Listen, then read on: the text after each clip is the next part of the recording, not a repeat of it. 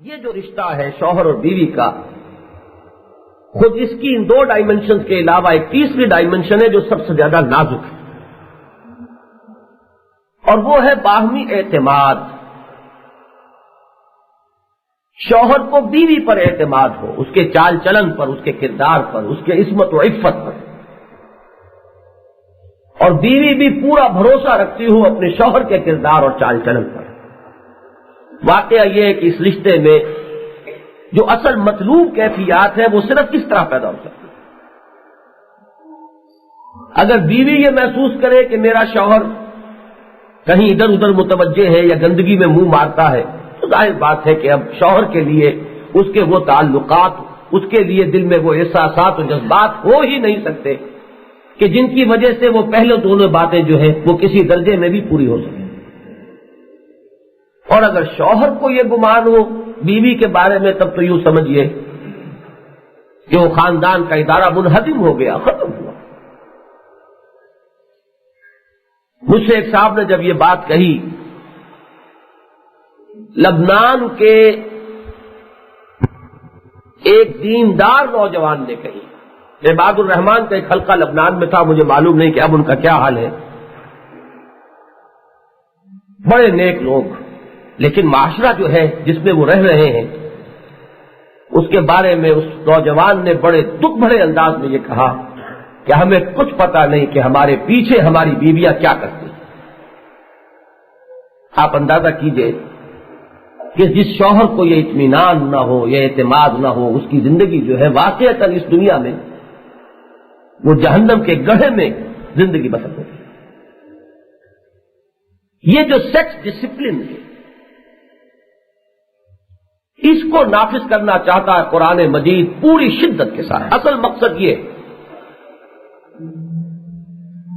لیکن اس کے لیے قرآن مجید کا پروگرام دو گنا ہے، ٹو پرونگڈ اٹیک، یک طرفہ اقدام سے بات نہیں بنے گی۔ ایک طرف تو جو سب سے بڑے کبیرہ گناہ ہیں ان میں قرار دیا گیا زنا کو، اور جو سخت ترین سزائیں ہیں وہ معین کی گئی اس جرم کی۔ سورہ بنی اسرائیل نازل ہوئی ہے ہجرت سے متصلاً قبل،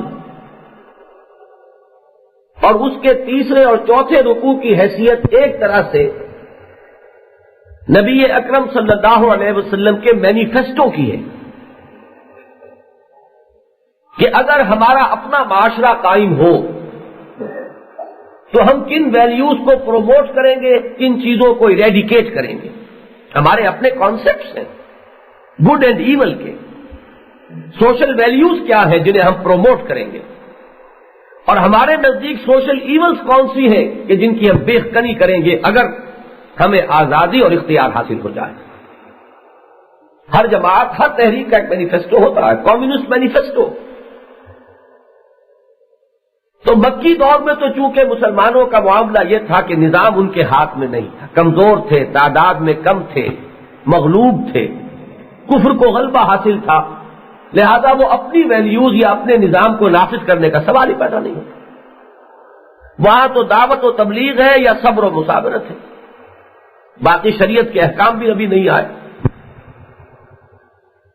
لیکن علم خداوندی میں تھا کہ اب ایک کروٹ جو ہے حالات لینے والے ہیں۔ ہجرت کے فوراً بعد یثرب کی سرزمین جو ہے وہ دارالاسلام بننے والی ہے، وہاں مسلمانوں کو اختیار حاصل ہوگا، وہ محمد الرسول اللہ صلی اللہ علیہ وسلم وہاں داخل ہوں گے بے تاج بادشاہ کی حیثیت۔ لہذا پہلے سے سورہ بنی اسرائیل میں اسی میں ہجرت کی طرف اشارہ بھی ہے، وَقُلْ رَبِّ ادخلنی مدخل صدق واخرجنی مخرج صدق واجعل لی من لدنک سلطانا نصیرا۔ اور کہو اے محمد صلی اللہ علیہ وسلم، اے رب میرے مجھے داخل فرما، وہ داخلہ ہو خلوص اور صدق کے ساتھ، سچائی کے ساتھ اور راست بازی کے ساتھ، اور جہاں سے مجھے نکال رہا ہے تو مجھے نکال خلوص اور راست بازی اور صداقت کے ساتھ، اور مجھے وہ غلبہ عطا فرما جو میرے اس مشن کی تکمیل میں میرا ممد اور معاون، وَاجْعَلْ لِي مِن لَّدُنْكَ سُلْطَانًا نَصِيرًا۔ تو یہی تو اشارہ ہے ہجرت مدینہ کی طرف۔ اس کے بعد جو حالات آنے والے وہ اللہ کے علم میں، لہذا پہلے ہی وہ 2 رکوعوں میں جو آیات آئی ہے اس میں وہ سارے معاملات آ گئے. اس میں آغاز بھی وہاں سے ہوا. اول و آخر تو شرک کی جڑ کاٹی جائے گی. توحید اصل الاصول ہے اس دین کا. پورا نظام جو بنے گا توحید پہ بنے گا. وَقَضَىٰ رَبُّكَ أَلَّا تَعْبُدُوا إِلَّا إِيَّاهُ، یہاں سے بات شروع ہوئی اور ختم ہوتی ہے چوتھے رکوع کے آخر میں وَلَا تَجْعَلْ مَعَ اللَّهِ إِلَٰهًا آخَرَ. اور اس کے بعد سب سے پہلی بات وہ جس سے میں نے گفتگو شروع کی تھی، وَبِالْوَالِدَيْنِ إِحْسَانًا إِمَّا يَبْلُغَنَّ عِندَكَ الْكِبَرَ أَحَدُهُمَا أَوْ كِلَاهُمَا فَلَا تَقُل لَّهُمَا أُفٍّ وَلَا تَنْهَرْهُمَا وَقُل لَّهُمَا قَوْلًا كَرِيمًا. اس کے بعد آگے چل کر آتا ہے وَلَا تَقْرَبُوا الزِّنَا إِنَّهُ كَانَ فَاحِشَةً وَسَاءَ سَبِيلًا. یہاں یہ نہیں فرمایا وَلَا تَزِنُوا، زنا نہ کرو. وَلَا يَزْنُونَ سورہ الفرقان میں آیا ہے، لا تزنوا نہیں آیا، بلکہ وَلَا تَقْرَبُوا الزِّنَا، زنا کے قریب تک نہ پھٹکو. یہ انداز بیان کیوں اختیار کیا گیا؟ تاکہ ایک تو ہدف معین ہو جائے کہ اصل میں ہمارے نزدیک ایک بہت بڑا سوشل ایول جو ہے وہ زنا ہے، اور اس کو اپنے معاشرے میں سے ختم کرنا ہے، بے کنی کرنی ہے، استحصال کرنا ہے، اس کے امکانات کا سد باب کرنا ہے، اس کے محرکات پر دور دور تک قدغنیں عائد کرنی ہے، جس سے اس کے لیے تحریک پیدا ہوتی ہو، ان سب چیزوں کی بندش کرنی ہے. تو یہ تو ہدف ہے، گول ہے. وَلَا تَقْرَبُوا الزِّنَا إِنَّهُ كَانَ فَاحِشَةً وَسَاءَ سَبِيلًا. زنا کے قریب تک نہ پھٹکو، اس لیے کہ وہ بہت ہی فحش بات اور بہت ہی برا راستہ ہے. تو تقربو فرمایا. یہ ہے اصل میں فلسفہ کہ اگر آپ کو یہ کہنا ہو کہ فلاں چوک میں بڑا زبردست خطرہ ہے وہاں کوئی نہ جائے، تو دور دور تک جتنی سڑکیں اس چوک تک جانے والی ہیں وہاں آپ کو وارننگ کے نشانات لگائیں، یا وہاں آپ کارڈون آف کر دیں اس ایریا کو کہ کوئی وہاں غلطی سے بھی بھولا چوکا بھی وہاں نہ پہنچ جائے.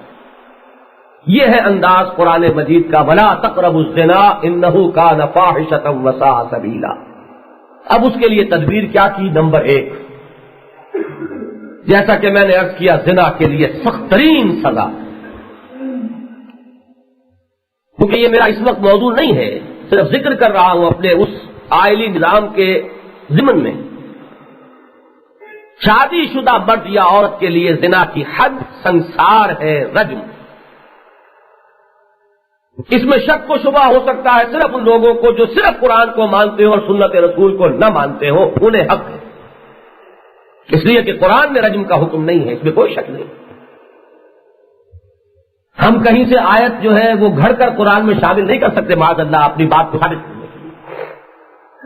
یہ صحیح ہے کہ رجم کی سزا قرآن میں نہیں، لیکن اسلام صرف قرآن پر مبنی نہیں ہے،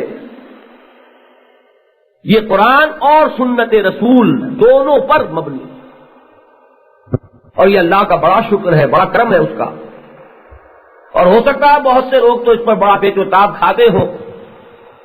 ہمارے ہاں جب بھی کوئی دستوری خاکہ بنا ہے اس میں اس کی ریاست کی اسلامی نوعیت کو معین کرنے کے لیے الفاظ یہی آئے ہیں: no legislation will be done repugnant to the Quran and the Sunnah. اگر کہیں خدا نہ خواستہ اس وقت کمٹ ہو جاتا لفظ سننا تو بہت بڑی مصیبت ہوتی ہم لوگوں کے لیے کہ ہمیشہ سے ایک چیز کو ایک اوتھینٹسٹی حاصل ہو جاتی ہے کہ چلا آ رہا ہے، یہ اس پر کیوں اضافہ کروانا چاہتے ہیں. تو اللہ کا شکر ہے کہ پوری جو ہماری یہ 35 سالہ تاریخ ہے اس میں جب بھی کوئی خاکہ بنا ہے اس میں یہی الفاظ آئے: قرآن اور سنت.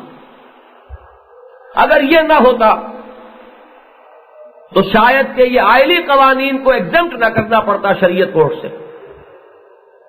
سب سے بڑی رکاوٹ تو یہی سنت ہے، ورنہ سنت کو ہٹا دیجئے تو قرآن مجید کو موم کی ناک بنانا انتہائی آسان ہے، جدھر چاہے لے جائیں، جو چاہے تعبیر کر دیجئے، جس طرح چاہے انٹرپریٹ کر دیں. ذرا سی چرب زبانی ہو، ذرا سی طلاقت لسانی ہو، جو چاہے آدمی قرآن مجید سے نکال لے. یضل بہ کثیرا ویہدی بہ کثیرا. اللہ اسی قرآن سے بہتوں کو گمراہ کرتا ہے اور بہتوں کو ہدایت دیتا ہے. تو یہ ذہن میں رکھیے کہ الحمدللہ ثم الحمدللہ ہمارے ہاں ہمیشہ قرآن اور سنت، اور کوئی شخص یہ نہیں کہہ سکتا کہ حضور نے رجم نہیں کیا۔ اتنے واضح، اتنے پختہ واقعات ہیں، متفق علیہ روایات ہیں۔ امکانی طور پر ایک بات نکلتی تھی، نظری طور پر یہ کہا جا سکتا تھا کہ ہو سکتا ہے کہ حضور نے جو زنا کی سزا رجم دی تو وہ سورہ نور کی ان آیات کے نزول سے پہلے ہو اور ان آیات نے اس کو منسوخ کر دیا ہو۔ یہ بات کہنے کا امکان تھا، تاریخی طور پر تحقیق و تفتیش کا ایک گوشہ معین ہوتا تھا، لیکن آپ کو معلوم ہے اس کو جو راستہ اس کا روکنے والی ہے وہ سنت خلفاء الراشدین المہدیین ہے۔